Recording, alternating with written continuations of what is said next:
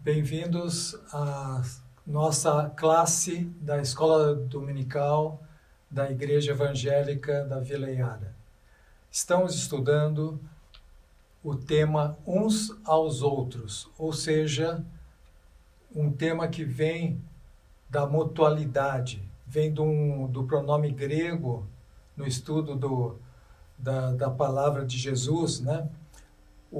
Que quer dizer um recíproco, ou alós, um estilo de vida baseado naquilo que é mútuo, que é recíproco, que é baseado na troca ou no intercâmbio das vidas.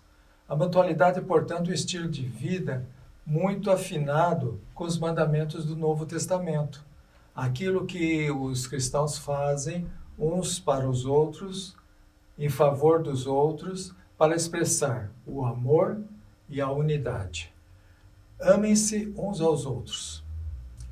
Encontramos Jesus ensinando seus discípulos. E como é que Jesus ensinava? Pelo exemplo. Então nós encontramos Jesus não só dando lições de moral ou lições de faça, assim é melhor, mas ele dava o exemplo, né? Então, amem-se uns aos outros é um mandamento do Mestre aos seus discípulos e seguidores cristãos. Mas ele, Jesus, fala assim, né?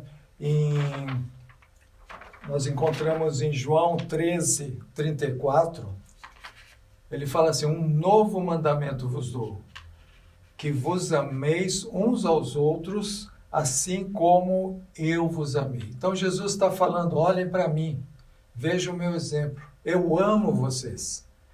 E dessa forma é que vocês devem se amar uns aos outros.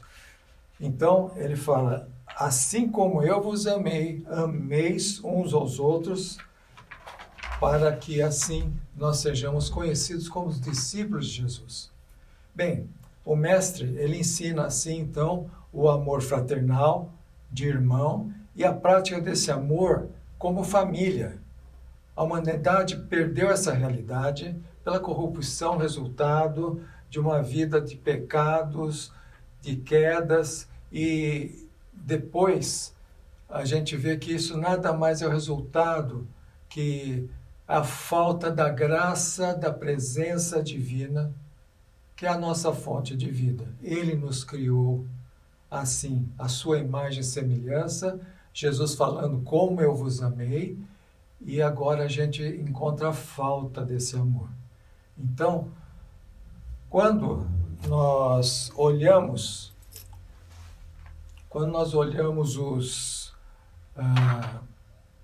os noticiários, né, a gente vê que o noticiário está um após outro sofrendo, chorando, e estão estampados ali guerras, crimes, rixas, ofensas. Hoje está muito patente com esse isolamento que o convívio humano está muito deteriorado, né? Então as mentiras, a política, movimentos globais, né? E a gente vê que é somente notícias tristes. E isso está criando uma doença cada vez maior, resultado da falta do amor. Então, seja as motivações, né, de poder, de domínio, exploração, posses, ou então originados na inveja, cobiça, egoísmo, preconceito, intolerância, orgulho, tudo isso é o resultado ou consequência da falta do amor, da ausência de Deus nos corações dos homens. Nunca foi fácil a convivência entre os homens, né? A falta de Deus no coração humano, a belicosidade da sua natureza humana decaída, seja luta por sobrevivência ou disputa de egos nos relacionamentos humanos, como cumprir o mandamento de Jesus? Um novo mandamento lhes dou. amem-se uns aos outros. Como eu os amei, vocês devem amar-se uns aos outros. Esse é o Evangelho de São João 13:34. Entendemos somente poderemos viver esse mandamento aqueles que forem resgatados pelo sangue de Jesus, o sangue do Cordeiro de Deus, e regenerados pelo poder do Espírito Santo, com a ajuda de Deus, diante dessa realidade da vida humana. O amor recíproco é uma necessidade vital para todos nós. Um desafio constante, uma bênção inestimável. Então, nós vemos que esse é o desafio que nós temos à nossa frente, para podermos sermos abençoadores, sermos filhos de Deus.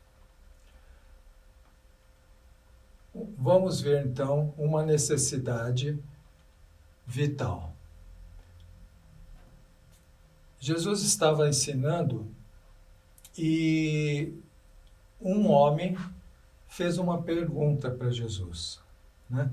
Ele levantou assim à prova Jesus e perguntou: Jesus, o que eu faço para herdar a vida eterna? Então Jesus, sabendo que ele era um religioso, ele perguntou para ele: o que está escrito na lei? Como você a interpreta, você a entende? Ele respondeu, todo orgulhoso, né?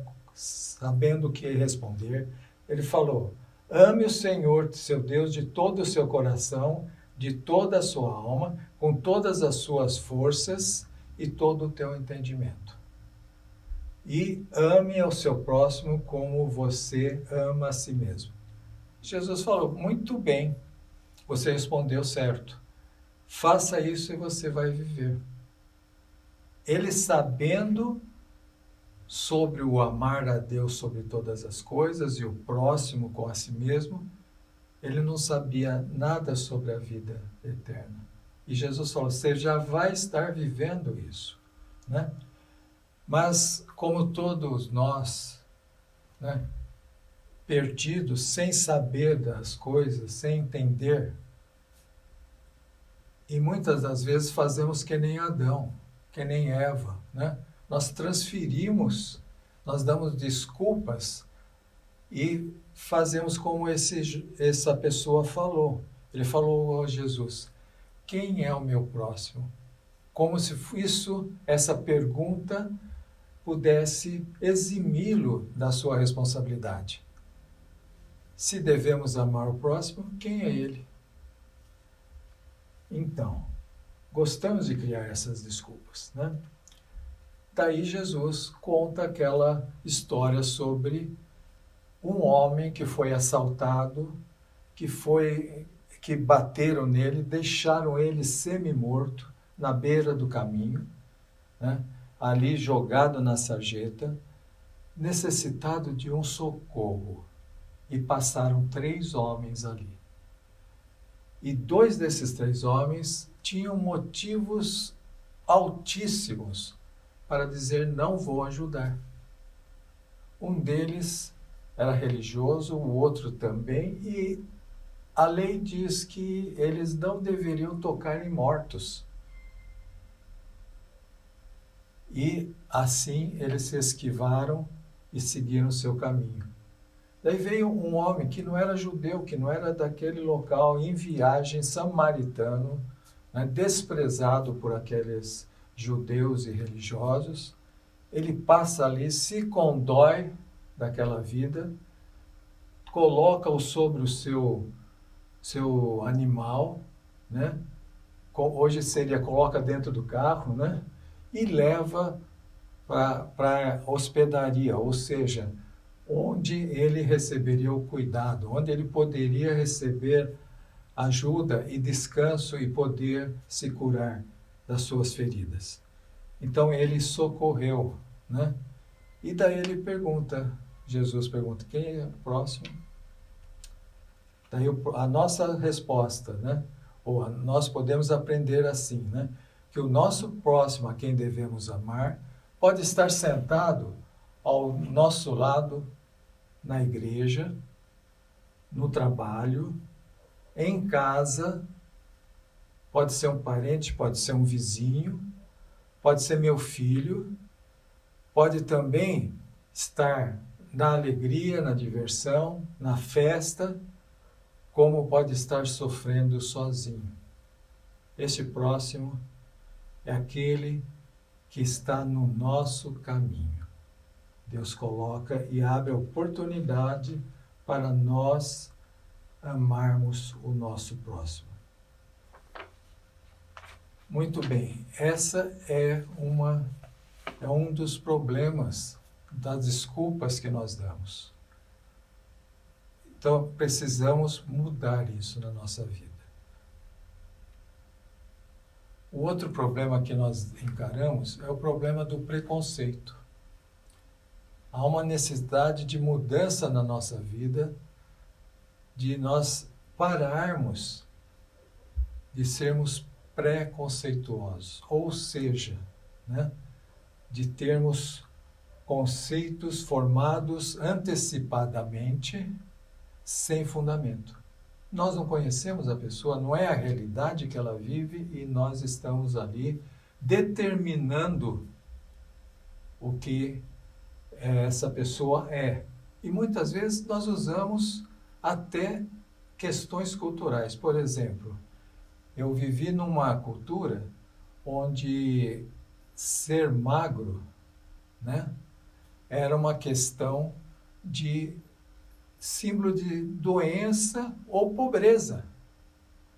E já uma pessoa mais assim forte, né, robusta, gorda até, né, era abundante, era rica, era próspera, era bonito ser assim. Isso é verdade? Eu posso julgar as pessoas por isso? Não, é falso, né? Então, não é a cultura, não é os nossos critérios de avaliação, tá? Então, outra coisa que nós fazemos, que devemos mudar, né, é a nossa maneira que a gente rotula pessoas, né? É muito fácil, a gente rotula a pessoa e a partir dali aquela pessoa é aquilo, fica fixo, fica marcado, né? E esses rótulos empobrecem nossos relacionamentos, traz um sentimento de menosprezo, porque a maioria desses rótulos não são dignos da pessoa. Usualmente são usados para achincalhar, diminuir, criar separações ou classificações, classes sociais e até xenofóbicas, né? Até o estrangeiro, para refugar o estrangeiro de perto de nós. Então, por exemplo, né, um exemplinho simples, né? Estamos na escola, o nosso colega que é super estudioso, aplicado, dedicado, né? A gente fala, ele é um nerd. E só com esse nerd aí, a gente já desclassifica o nosso colega, né? As pessoas devem ser rotuladas? Certamente que não. Outra coisa que a gente também faz são brincadeiras de mau gosto. Então, sejam características pessoais, físicas, maneirismos, né? Tá? Às vezes culturais mesmo, né? A gente vê a pessoa que vem do interior, vem com sotaque diferente, a gente já começa a fazer brincadeira com isso, né? Tá? Ou até a questão de doenças, né? Tá? Qualquer coisa, aspectos que são externos, a gente acaba usando para fazer brincadeiras e a maioria delas não são dignas, né? O preconceito, ela cria uma imagem que não define perfeitamente a pessoa, aquela que dificilmente será conhecida após o rotular, após um critério de avaliação, após uma brincadeira de mau gosto. Dificilmente essa pessoa vai ser conhecida como ela é. O preconceito existe.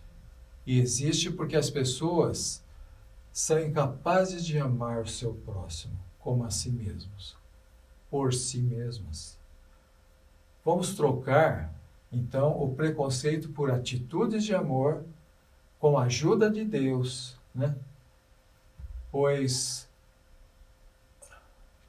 o preconceito separa as pessoas e o amor, mas o amor aproxima.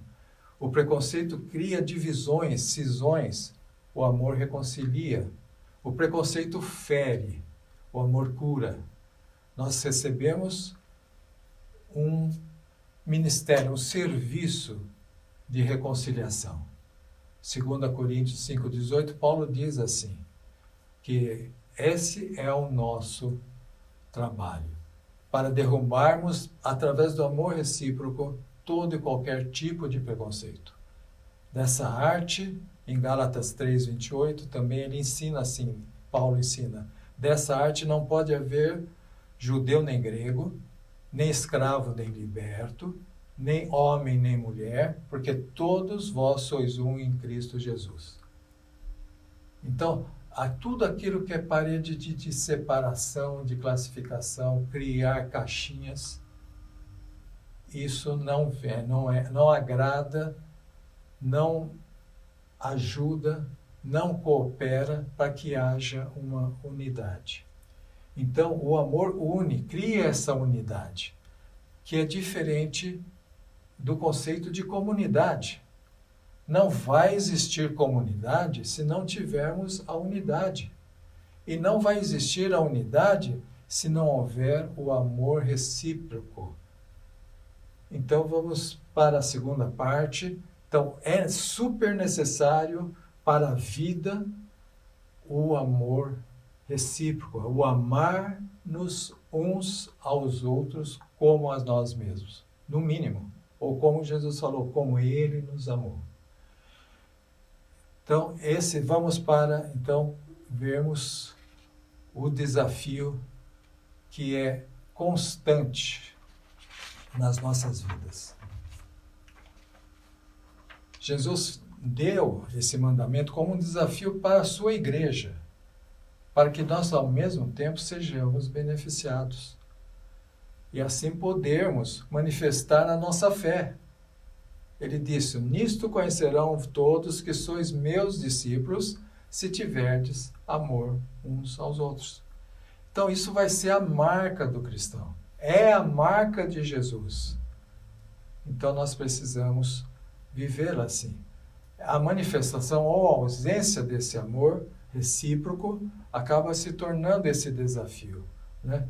Ao vermos vidas sofrendo e temos indiferença do mundo moderno, né? Que cada um que se cuide, cada um que relativamente tem que ter a sua própria postura e não há unidade. Se essas pessoas procurarem o apoio em lugares onde o amor recíproco não está sendo cultivado, o que vai acontecer? Vão encontrar coisas piores àquelas que elas já estão acostumadas, que vão encontrar a ausência, maior ainda. Muito bem, esse mandamento de Jesus te desafia a testemunhar a sua fé, falar aos outros, contar as bênçãos decorrentes da presença de Deus. Temos cultivado o amor recíproco em nosso meio? Na igreja, no bairro, na família, no trabalho, onde estamos?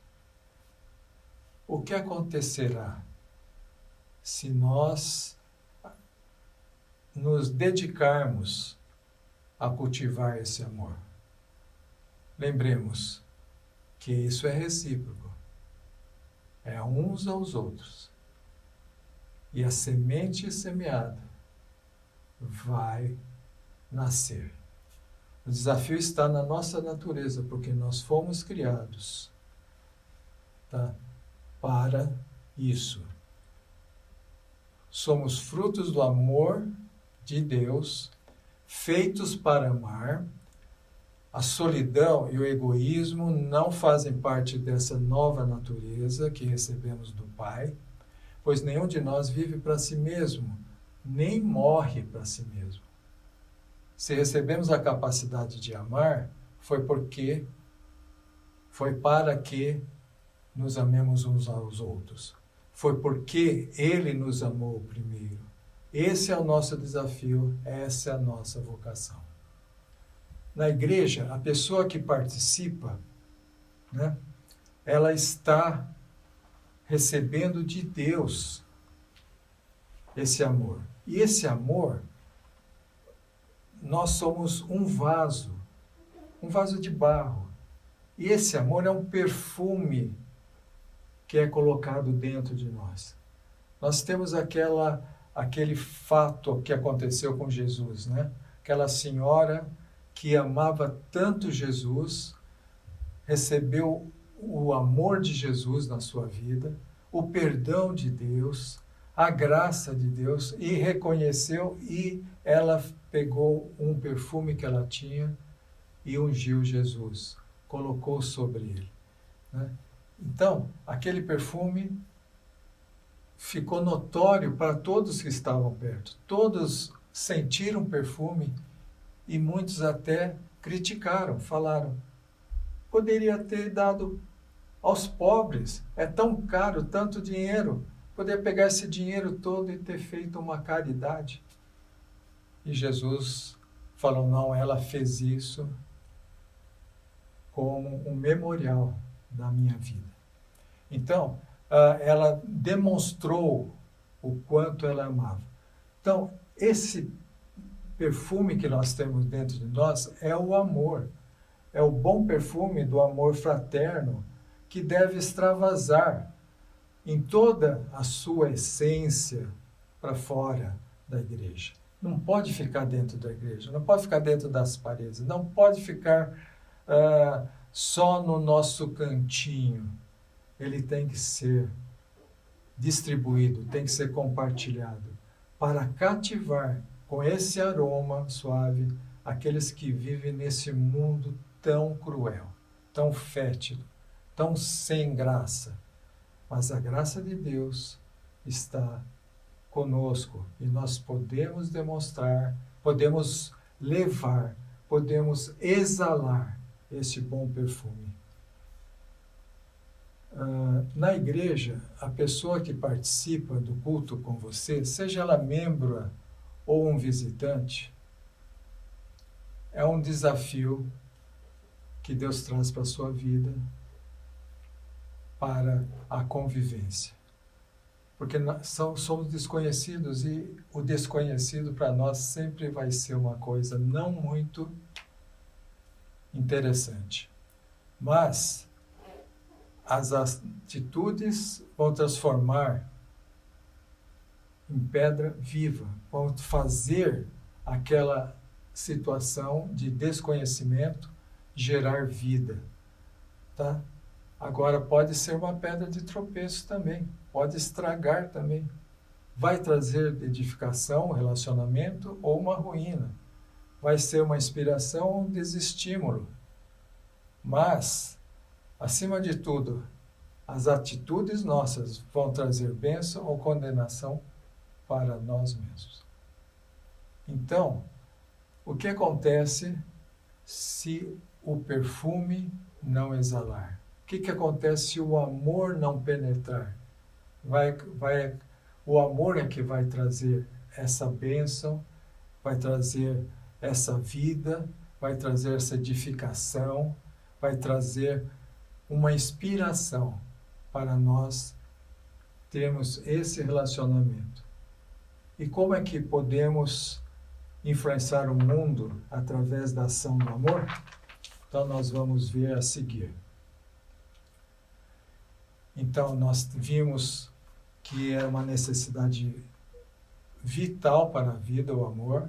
Nós vimos que é um desafio constante, porque todos os dias nós estaremos diante de uma situação que precisa ser demonstrado amor, mas isso redunda em uma bênção, que é a bênção da unidade do corpo de Cristo.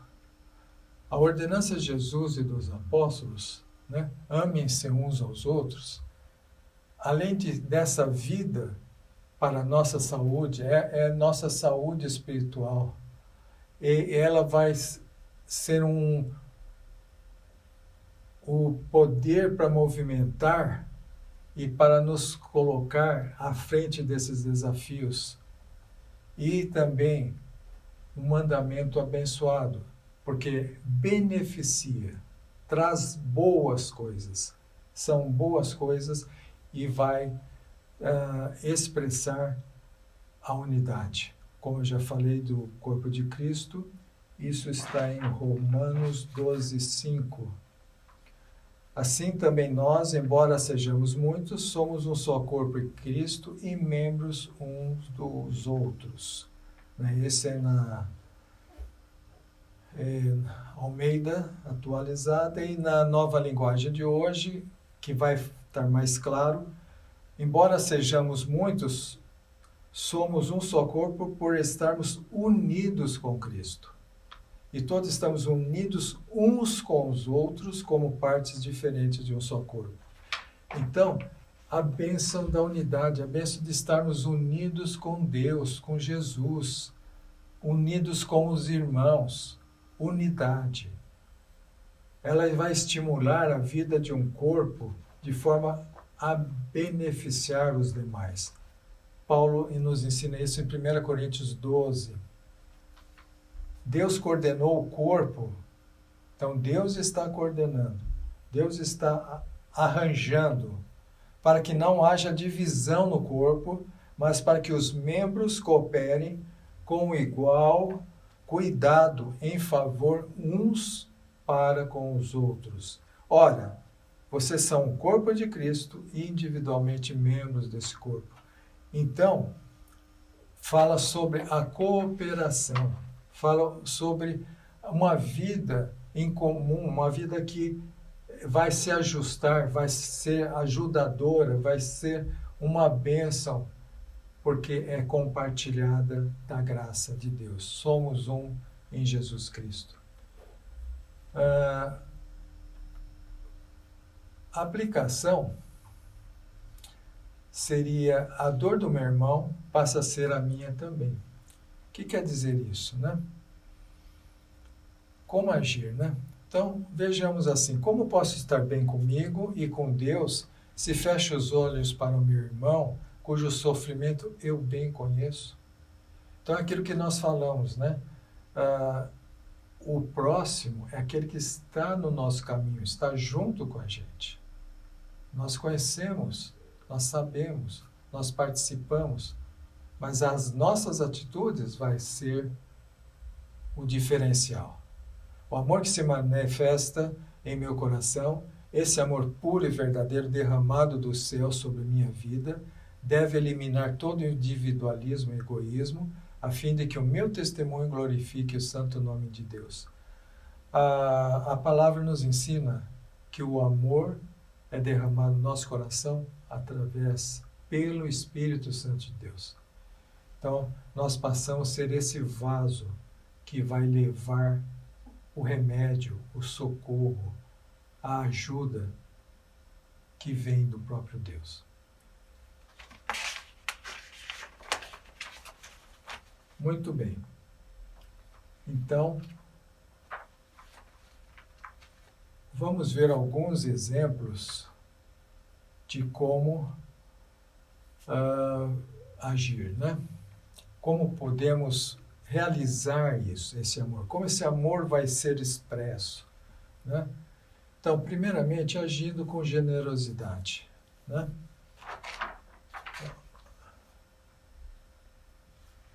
Okay.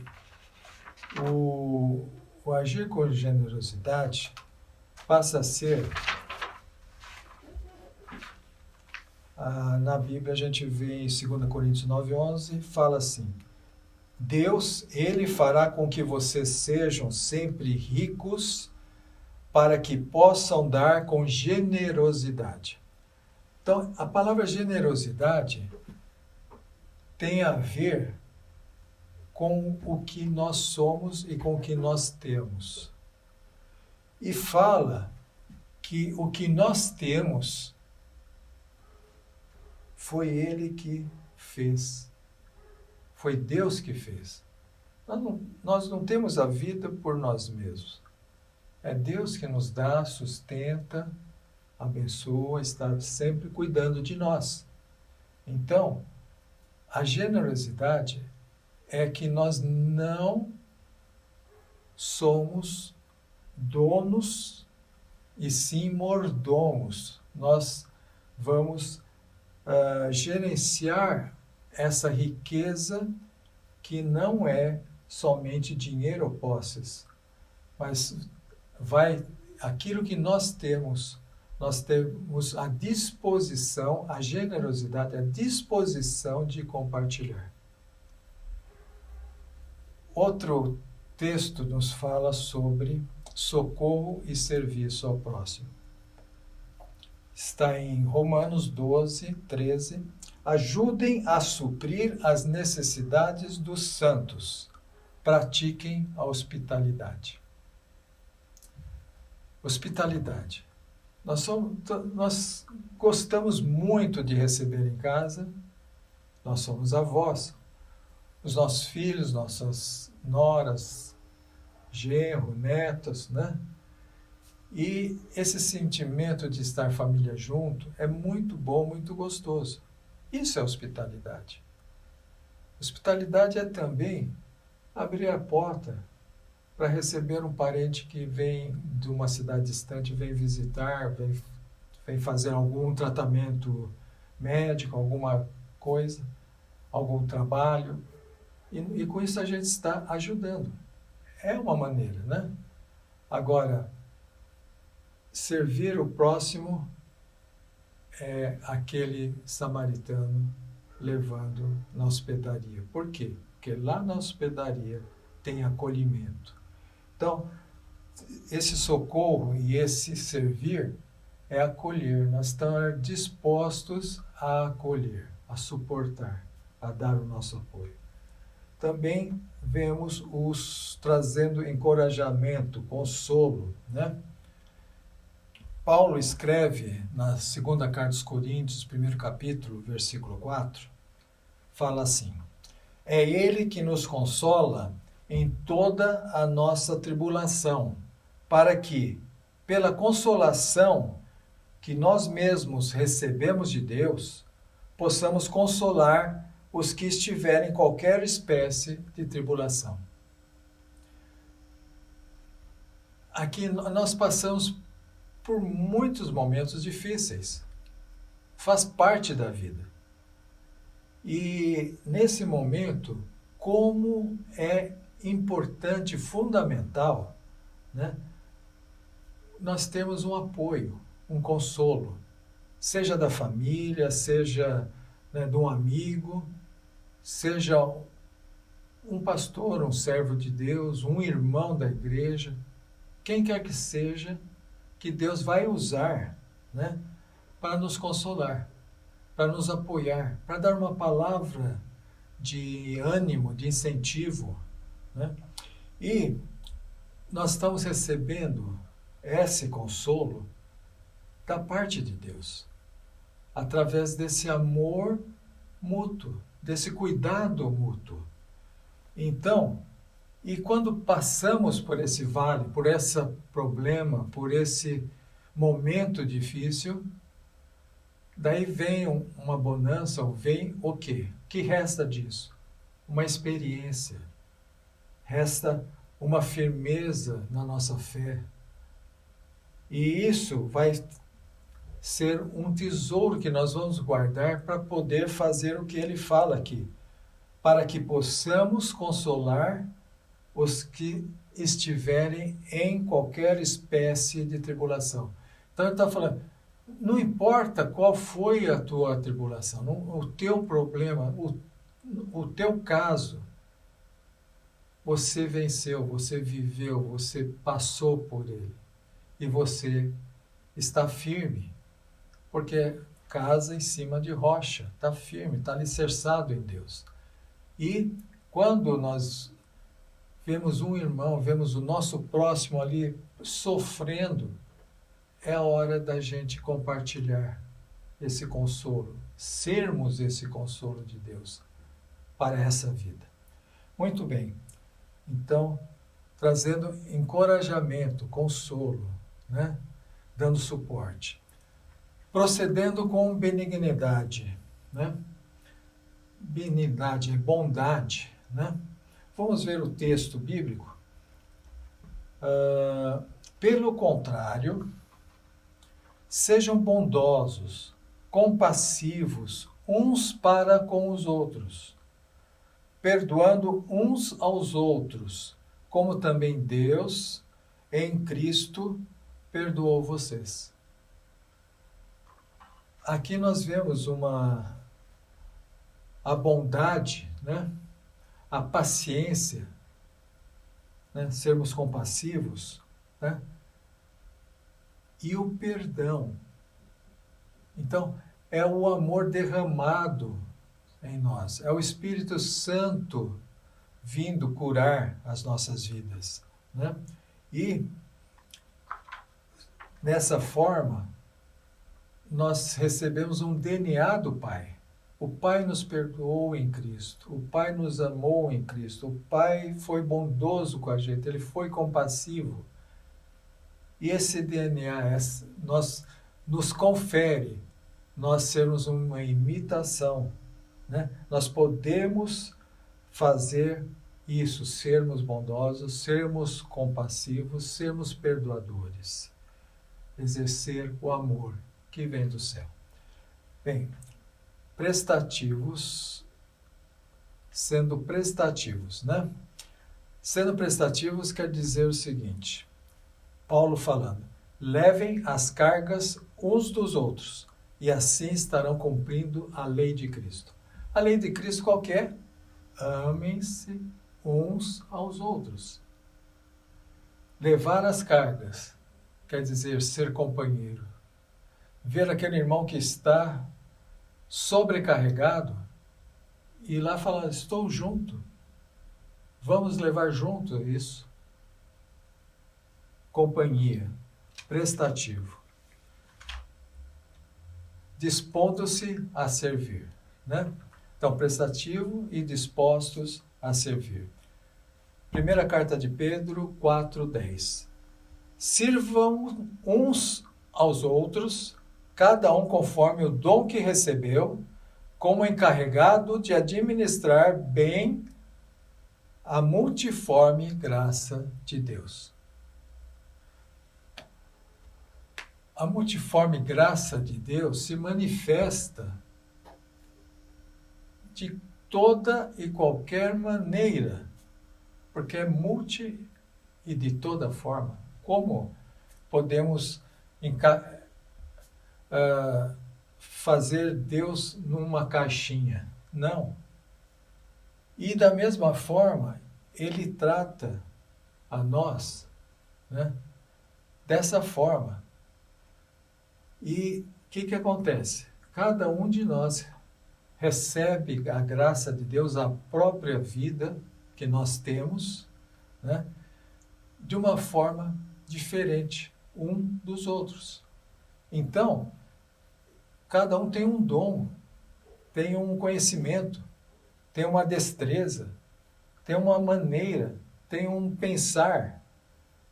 Isso é o dom recebido de Deus, é a sua vida. E com esse dom, sendo um bom mordomo, né, eu vou administrar, eu vou estar disposto a usar, deixar Deus me usar como uma ferramenta para servir uns aos outros. Então, está aí à disposição, nas mãos de Deus, né? Conforme os dons. Ninguém pode dar o que não tem, mas nós temos recebido e podemos estar dispostos a compartilhar. 7. Demonstrando sensibilidade, empatia, né? Em amor. Alegre-se com os que se alegram e chorem com os que choram. Romanos 12, 15. Nós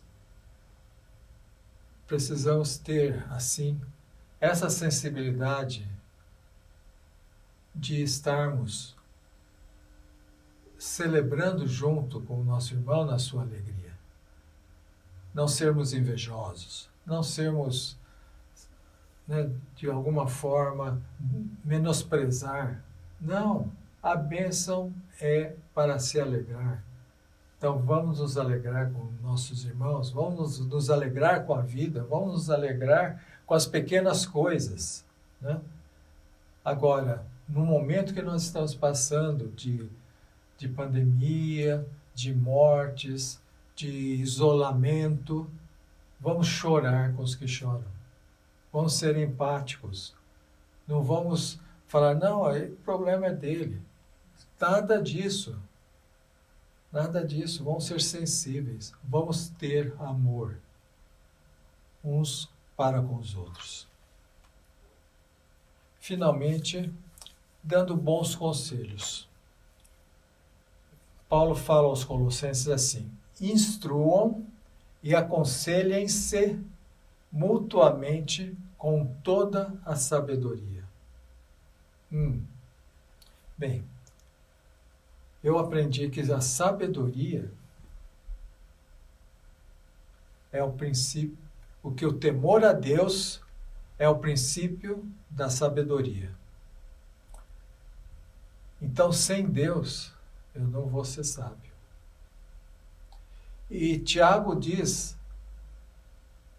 que se alguém tem falta de sabedoria, peça a Deus que Ele vai dar. Deus dá sabedoria. Então, muitas vezes, a gente não tem o que falar, e fala bobagem. Mas nós podemos e temos essa certeza de que Deus tem colocado na nossa vida boas palavras, bons conselhos, sabedoria para viver. E se nós não temos isso ainda, vamos pedir. Vamos pedir, Deus vai te dar boas palavras, não palavras malditas.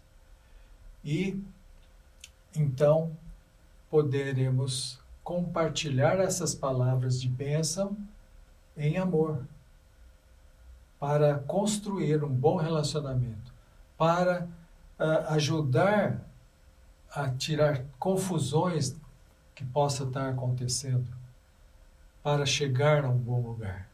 Bons conselhos. Muito bem, esses são exemplos, né, de como podemos abençoar e sermos abençoados. É mútuo. Como praticar, então, esse amor fraternal? Vamos ficar atentos a essas oportunidades que a cada momento, cada encontro que temos, para exprimir o amor uns aos outros. Nós temos recebido muito e temos o dever, né? Poderíamos falar, mas não vamos falar dever. Nós temos, por amor, estarmos prontos para compartilhar, para doar-nos. Conclusão, né? Se de fato queremos cumprir esse mandamento do Senhor, amarmos uns aos outros como Cristo nos amou,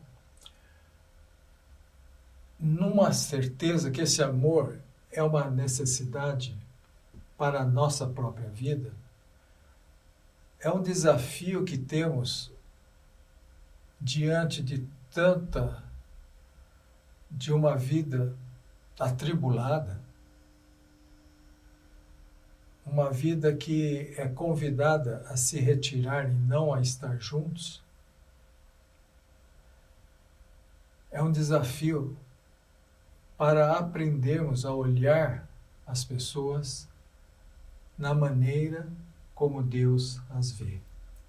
Como que Deus nos vê? Como nós deveremos ver as pessoas, o nosso próximo? Primeiramente, com os olhos da fé, não com julgamento superficial de alguns sentimentos, preconceitos e coisas assim. Temos os olhos para a fé, da fé. Nós temos aqui uma passagem de 1 Samuel 16:7, quando o profeta Samuel vem à casa de Jessé, do pai de Davi, e ele ali chama os filhos de Davi, aliás, de Davi não, os irmãos de Davi, né? Os irmãos de Davi para serem ungidos rei. Tinha um deles que iria ser rei. E o que acontece? Vem o mais velho, bonito, forte, soldado, grande porte, e Deus fala, não é esse. Ele já estava pronto para ungir. Não, esse rapaz é ele. E assim foram passando todos os irmãos, e Davi estava no campo. E o profeta teve que perguntar, falta alguém? E Davi foi chamado, e ele era um jovenzinho, não tinha grande porte, mas era um homem que foi depois chamado o homem do coração de Deus. Então, nessa situação, Deus falou para o profeta, o Senhor não vê como o ser humano vê. O ser humano vê o exterior, porém o Senhor vê o coração. Por isso nós precisamos ter os olhos da fé para vermos o coração como Deus vê o coração, né? E pedimos para Deus fazer isso, né? Nossos olhos não são raio-x de coração, né? Mas o Espírito de Deus vai trazer ao nosso espírito, ao nosso entendimento, né, aquilo que Deus vê, como Deus vê. Outra, com discernimento do Espírito Santo para entendermos como a pessoa ela é. A Bíblia nos orienta a não julgarmos. Capítulo Romanos 14 de Romanos, versículo 13, nos diz o seguinte: deixemos de julgar uns aos outros, pelo contrário, tomem a decisão de não pôr tropeço ou escândalo diante do irmão. Então, o julgamento, nós falamos lá do preconceito, aquelas questões, né? O julgamento não é para o homem. O homem não tem olhos, não tem discernimento para isso, né? Então, Deus fala, deixa para mim. Deus vê, Deus sabe, né? Então, nós precisamos não pôr tropeços. Então, quando nós paramos de julgar, paramos de colocar as pedras, paramos de carregar as pedras para atirar, né? Passamos a ser companheiros de jornada com a graça de Deus, né? Olhar para as pessoas da maneira como Deus as vê, né? Com o olhar do coração. Deus as ama, né? Então, João 13:35, né?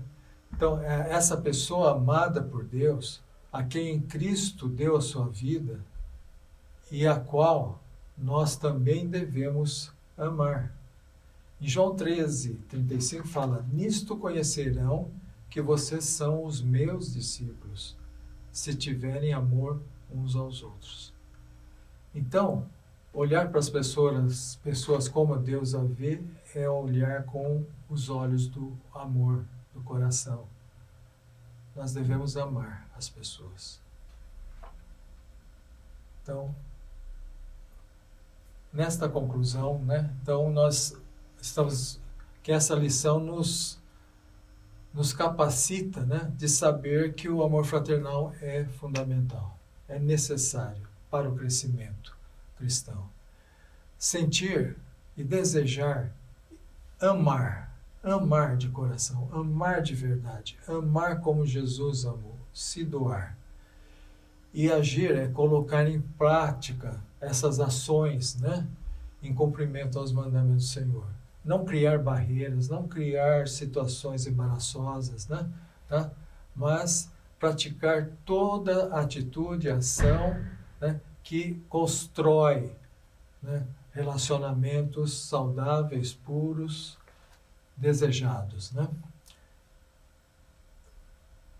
Então, este é o grande desafio, né? Deus se dispôs a dar Jesus por nós, por mim, por você. Jesus se dispôs a morrer por mim e por você.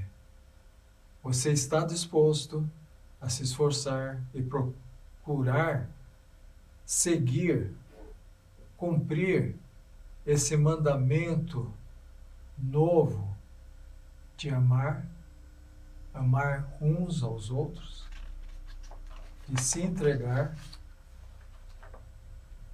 Então, é um amor fraternal, uma necessidade, um desafio, uma bênção.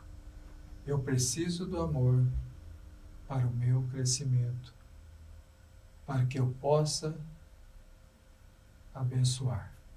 Que Deus nos abençoe e continue fazendo de nós, não uma comunidade simplesmente, mas uma unidade em amor. Até a próxima lição.